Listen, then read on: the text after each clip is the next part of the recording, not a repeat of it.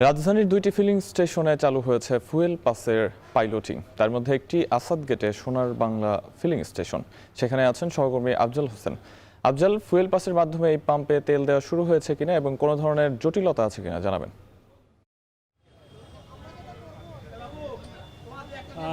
না, fuel pass যে অ্যাপসটি রয়েছে সেটা দিয়ে এখনও তেল দেওয়া শুরু হয়নি। এটা রাজধানীর দুটি পেট্রোল স্টেশনে পাইলটিং প্রজেক্ট হিসাবে চলছে এবং আমার পাশে এখানে সারাদিনই চলেছে। এখানে মূলত এখনও প্রচার কার্যক্রম, সচেতনতা বৃদ্ধি এই ধরনের যে অংশটা এটা এখনও চলছে।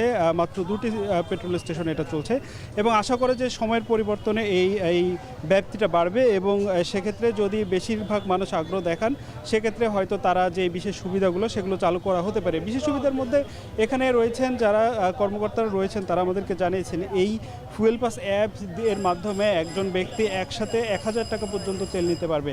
অর্থাৎ আপনি জানেন এখন বিভিন্ন পেট্রোল স্টেশনে যেখানে 300, কোথাও 500, কোথাও 600 টাকার দেওয়া হচ্ছে, সেখানে এই অ্যাপস থাকলে তিনি একসাথে 1000 টাকার তেল নিতে পারবেন। এবং এজন্য আর যদি এটার গ্রাহক অর্থাৎ এই অ্যাপসের ব্যবহারকারী যদি বেড়ে যায় সেক্ষেত্রে অ্যাপস ব্যবহারকারীর জন্য ভিন্ন একটি লাইন করা হবে। এর ফলে তারা অল্প লাইনে অল্প সময় অপেক্ষা করে তেল নিতে পারবেন, এরকম কিছু সুবিধার কথা বলছেন।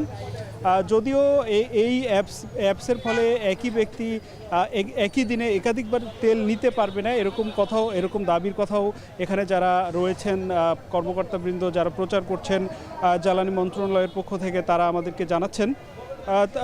তারা আশা করছেন যে এর মাধ্যমে তেল বারবার তেল নেওয়ার ফলে যে ধরনের যে বিভিন্ন পেট্রোল স্টেশনে যে ধরনের ঝক্কি ঝামেলা হচ্ছে, ধাক্কাধাক্কি হচ্ছে, ছোটোখাটো সংঘর্ষের ঘটনা ঘটছে, এই ধরনের পরিস্থিতি এড়াতে পারবেন বলে তারা আশা করছেন এবং তারা বিশ্বাস করেন যে খুব শিগগিরই এই অ্যাপের ব্যবহারকারী বাড়বে। এই ছিল এখানে সবশেষ পরিস্থিতি। ফুয়েল পাসের পাইলটিং এর বিষয়ে বিস্তারিত জানাতে আসাদ গেটের সোনার বাংলা ফিলিং স্টেশন থেকে আমাদের সঙ্গে যুক্ত ছিলেন সহকর্মী আফজাল হোসেন।